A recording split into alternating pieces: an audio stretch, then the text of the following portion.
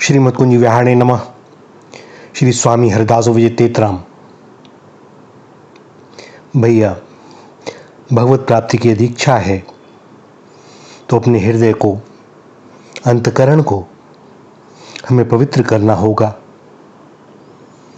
पहले तो देखना होगा कि हमारे अंदर कितने राग द्वेष छिपे हुए हैं,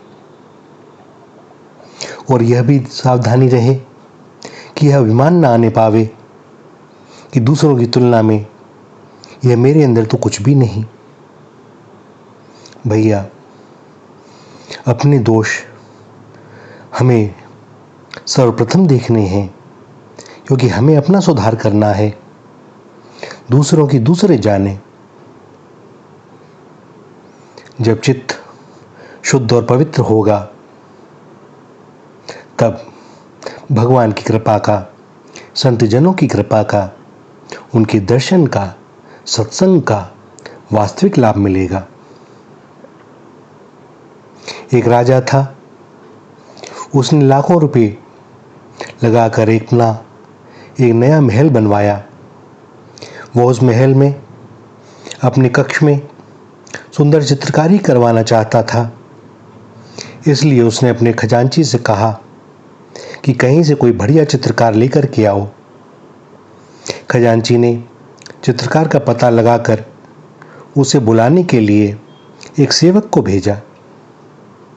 सेवक जब चित्रकार के घर गया तो पता चला कि वह घुड़सवारी करने के लिए नगर से बाहर मैदान में गया है। पता लगाते हुए सेवक वहीं जा पहुंचा और खजांची का हुक्म सुनाया। चित्रकार ने कहा, जब मैं खूब अच्छी तरह से सैर कर लूंगा, मेरा और घोड़े दोनों का मनोरंजन हो जाएगा, तब मैं तुम्हारे साथ चलूंगा। सेवक ने कहा, इसमें तो आपको समय लगेगा, तब तक आप अपनी कला का कोई नमूना दे दीजिए।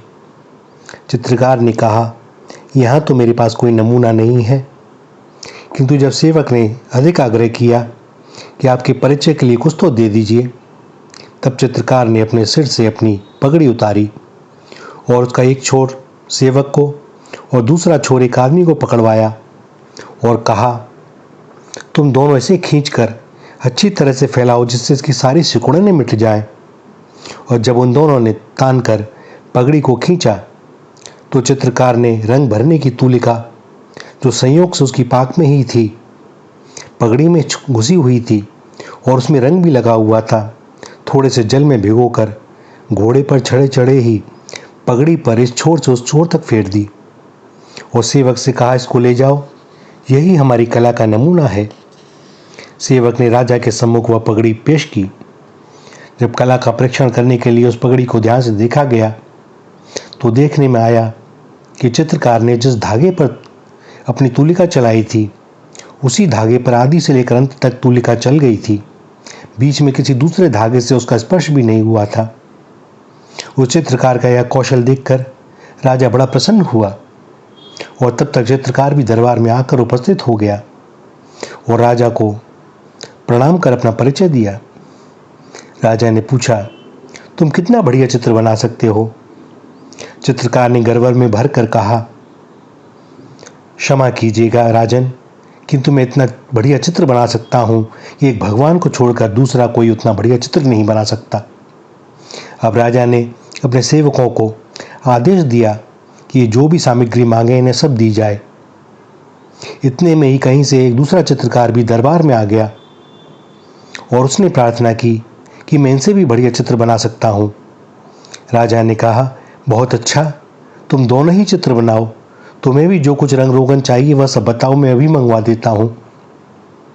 दूसरे चित्रकार ने कहा, सारी वस्तुएं हमारे पास हैं, हमारे लिए बढ़िया सी लकड़ी की एक सीढ़ी बनवा दीजिए और इनके और हमारे बीच में एक पर्दा डाल दिया जाए, जिससे कि ये न तो हमारा चित्र देख सकें और न हम इनका चित्र देख सकें।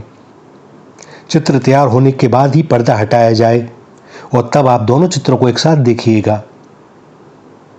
दूसरे कारीगर के कथनानुसार ही राजा ने सारी व्यवस्था करवा दी और दोनों चित्रकार अपने अपने काम में जुट गए। पहला चित्रकार अत्यंत कुशल था और उसने जब देखा कि दूसरा उसके साथ होड़ में है, तब तो और लगन लग गई और बड़ी लगन से मनोयोग पूर्वक उसने बहुत बढ़िया चित्र बनाया। इधर दूसरे चित्रकार ने बीच में पर्दा डालकर लकड़ी की सीढ़ी लगाकर दीवार पर घोंटा फेरकर उसकी सफाई करने लगा। कुछ दिन बाद पहले चित्रकार ने राजा से कहा कि मेरा चित्र तैयार हो गया है। राजा ने दूसरे चित्रकार से पूछा कि बताओ तुम्हारे चित्र में अब बनने में कितनी देर रह गई है। उसने कहा महाराज हमारा भी चित्र तैयार है, आप चाहें तो पर्दा हटवा दें। और पर्दा हटाया गया तो पहले चित्रकार द्वारा निर्मित चित्र का प्रतिबिंब जैसे का तैसा दूसरे चित्रकार द्वारा साफ की गई सामने की दीवार पर दिखाई देने लगा।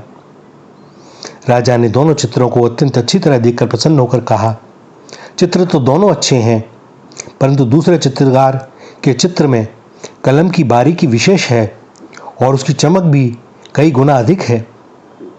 पहला चित्रकार और दूसरे दर्शकगण दूसरे कलाकार की कला को देखकर चकित व मुग्ध हो रहे थे, किंतु रहस्य का ज्ञान किसी को नहीं था। राजा ने बड़ी जिज्ञासा करी।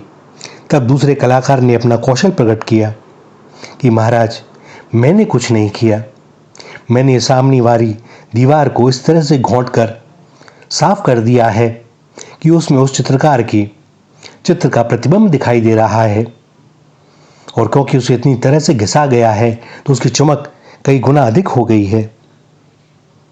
यह एक दृष्टांत है, किंतु इसी प्रकार हमारा हृदय जब शुद्ध हो जाता है तो भैया भगवान का स्वरूप, संत का स्वरूप अपने आप ही इस हृदय में आभासित होने लगता है, दिखाई देने लगता है। तो बात सारी उसी की शुद्धता की। निर्मल जन मन जन सो मोहि भावा, मोहि कपट छल छिद्र न भावा। अब अपने दोषों को बस दूर करने का प्रयत्न करते रहें। भगवान की छवि तो स्वतः ही हृदय में प्रकट हो जाएगी। भगवत कृपा होगी, सत्संग भी मिलेगा, संत भी मिलेंगे, और वे तो मिले ही हुए हैं। अपनी दीवार बस हमें साफ करनी है कि उनका चित्र दिखाई देने लग जाए। चेष्टा करें, और चेष्टा करने से क्या नहीं होता। करत करत अभ्यास के जड़मति होत सुजान। श्री राधा श्री राधा श्री राधा।